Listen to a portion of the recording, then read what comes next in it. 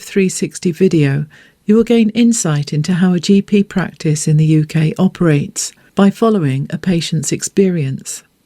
The patient, Mrs. Thomas, is a 58-year-old woman who lives with her son in a semi-detached house on the outskirts of town. Mrs. Thomas needs to see a general practitioner as she's worried after finding a lump in her breast.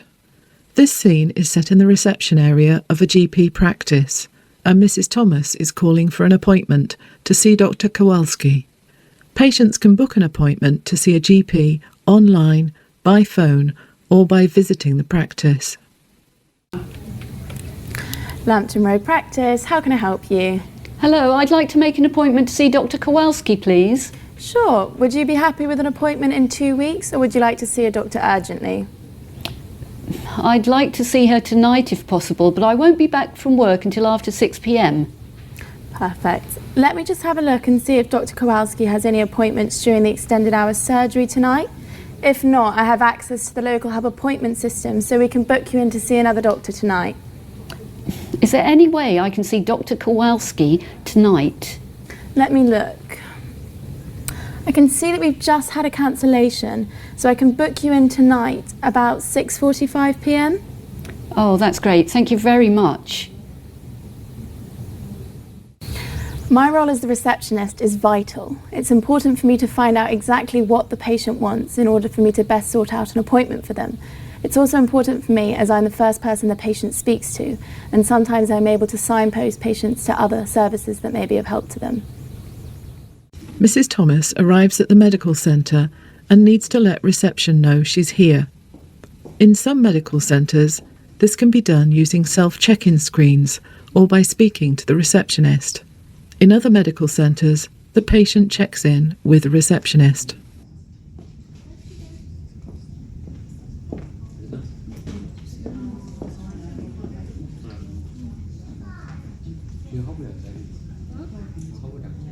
Mrs. Thomas waits in the waiting room to be called for her appointment, and the time she waits depends on many things.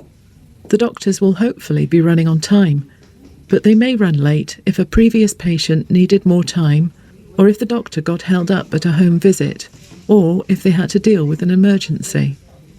This may mean that the patient has plenty of time to read the notices on the waiting room boards, or to watch important health campaigns on the TV if their waiting room has one. I hate this waiting room. It's where I always start to worry. How do I explain it to the doctor? Will she be able to feel it? Will she think it's cancer?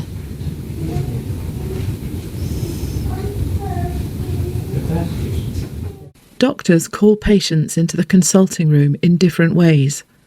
In some GP practices, the doctor comes out of the consulting room and calls the patient from the waiting area.